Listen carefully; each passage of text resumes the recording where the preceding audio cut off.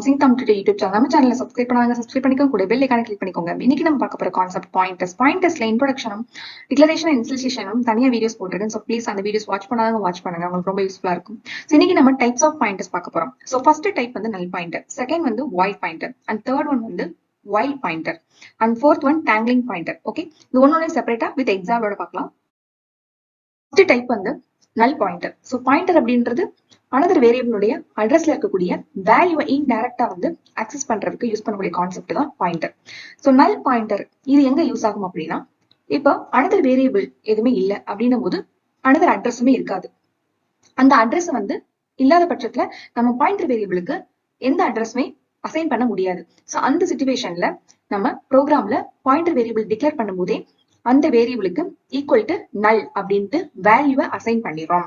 நல்ன்ற keyword use பண்ணி நல் value 0 வந்து வேல்யூவை அசைன் பண்ணிடுறோம். இதுக்கு மீனிங் என்ன அப்படின்னா, இந்த பாயிண்டர் வேரியபிள் எந்த ஒரு அட்ரஸுமே பாயிண்ட் பண்ணாது அப்படின்றது அர்த்தம். ஓகே, இது ப்ரோக்ராம் எப்படி யூஸ் பண்றது அப்படின்னா, இன்ட் ஸ்பேஸ் ஸ்டார் பின்னு சொல்லிட்டு பாயிண்டர் வேரியபிள் டிக்ளேர் பண்றோம். அண்ட் ஈக்குவல் டு போட்டு கேபிட்டல் லெட்டர்ல NULL அப்படின்ற வேர்டை வந்து டைப் பண்ணிட்டு செமிகாலன் கொடுத்துறோம். ஓகே, இப்போ இந்த ஸ்டார் பில என்ன வேல்யூ இருக்கு அப்படின்றத டிஸ்பிளே பண்றதுக்கு நம்ம பிரிண்ட்எஃப்ல %d கொடுத்துட்டோம், ஃபார்மேட் ஸ்பெசிஃபை கொடுத்துட்டு அண்ட் கமா கொடுத்துட்டு ஸ்டார் பி கொடுத்தோம் அப்படின்னா அவுட்புட்டா நல் பாயிண்டர் 0 பிரிண்ட் ஆயிரும். இது அனதர் வே என்னன்னா, %x கொடுத்துட்டு கமா ஜஸ்ட் பின்ற வேரியபிள் மட்டும் கொடுத்தோம் அப்படின்னா அதுவும் நல் பாயிண்டர் 0 அப்படின்ற அந்த வேல்யூ நம்மளுக்கு டிஸ்பிளே பண்ணிடும். ஓகே, இது எப்ப யூஸ் ஆகும் அப்படின்னா, ப்ரோக்ராம்ல வேற எந்த வேரியபிளுமே இல்ல அப்படின்னா கண்டிப்பா எந்த ஒரு அட்ரஸுமே இருக்காது இல்லையா, அப்ப அட்ரஸ் எதுவுமே பாயிண்டர் வேரியபிளுக்கு அசைன் பண்ண முடியாது. அந்த சிச்சுவேஷன்ல அது எம்டியா இருக்கும் இல்லையா, அந்த நேரத்துல நம்ம அதை நல் அப்படின்னு சொல்லிட்டு வேல்யூ அசைன் பண்ணிடுறோம். டைப் ஆஃப் பாயிண்டர் வந்து வாய்டு பாயிண்டர். வாய்டு அப்படின்னா, வாய்டுனாலே அந்த கீவேர்டு மீனிங் என்னன்னா எந்த வேல்யூமே ரிட்டர்ன் பண்ணாது. So no return type. So return டைப்புக்கான example int, float, char, double இந்த கீவேர்ட்லாம் யூஸ் பண்ணா இன்ட்னா இன்டிஜர் வேல்யூ ரிட்டர்ன் பண்ணணும் அப்படின்றது நமக்கு தெரியும். ஓகே, இங்க வாய்டு பாயிண்டர் அப்படின்றது என்ன சொல்றாங்கன்னா, ஆல்சோ கால்ட் ஜெனரிக் பாயிண்டர் அப்படின்றாங்க. It doesn't have any standard data type. இதுக்கு வந்து எந்த ஒரு standard data type int, float மாதிரி இதுக்கு எதுவுமே இல்லை அப்படின்னு சொல்றாங்க. ஸோ நெக்ஸ்ட் வந்து வாய்டு பாயிண்டர் அப்படின்றது நம்ம ப்ரோக்ராம்ல கிரியேட் பண்றதுக்கு வாய்டுன்ற கீவேர்டு யூஸ் பண்ணணும். ஸோ இந்த பாயிண்டர் வாய்டு பாயிண்டரா நம்ம கிரியேட் பண்ண அந்த பாயிண்டர் வேரியபிள்னால இன்னொரு வேரியபிளுடைய அட்ரஸை ஹோல்ட் பண்ண முடியும்.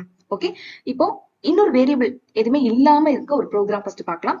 So void space star P equal to null அப்படின்னா இந்த பாயிண்டர் வேரியபிள் எந்த ஒரு அட்ரஸையும் வந்து பாயிண்ட் பண்ணாது அப்படின்னு மீனிங். ஓகே, முன்னாடி வாய்டுன்னு கொடுத்துருக்கோம்.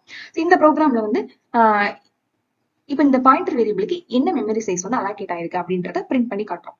ஸோ %d உள்ள போட்டு சைஸ் ஆஃப் போட்டு உள்ள வந்து ரெஸ்ட் p வேரியபிள் கொடுத்தோம் அப்படின்னா மெமரி சைஸ் வந்து 2 வந்து அலோகேட் ஆயிருக்கு.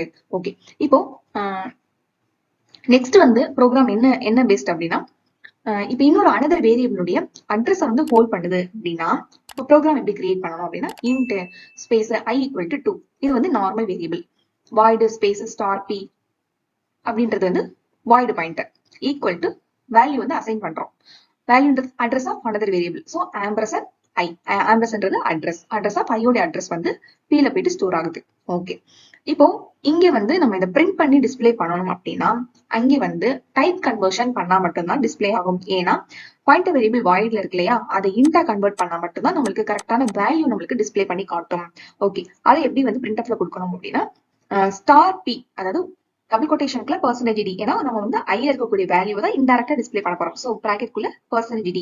ஓகே, கமா அண்ட் அதுல வந்து வேரியபிள் கொடுப்போம் இல்லையா, அங்க பாயிண்டர் வேரியபிள் ஸ்டார் பி கொடுத்துட்டு அந்த ரெண்டுக்கும் நடுவுல என்ன பண்ணணும், ஓப்பன் அண்ட் க்ளோஸ் பிரேஸ் போட்டுட்டு உள்ள வந்து டைப் கன்வர்ஷன் என்ன மாத்தணும், p இன்டா மாத்தணும், இன்ட் டேட்டா டைப்பா மாத்தணும். ஸோ இன்ட் கொடுத்துட்டு பக்கத்துல வந்து இது வந்து பாயிண்டர் வேரியபிள்னால ஸ்டார் கொடுத்துடணும். ஓகே, ஸோ இந்த மாதிரி கொடுத்துட்டோம் அப்படின்னா இந்த ஸ்டார் பின்றது வந்து வாய்டு இருக்குது, உள்ள கூட இன்டா வந்து என்ன ஆயிரும், கன்வெர்ட் ஆயிரும். ஸோ கன்வெர்ட் ஆயிட்டு ஐல இருக்கக்கூடிய 2ன்ற வேல்யூவை கரெக்டா நம்மளுக்கு டிஸ்பிளே பண்ணி காட்டிடும். ஸோ p ஈக்குவல் டு 2ன்றது டிஸ்பிளே பண்ணும்.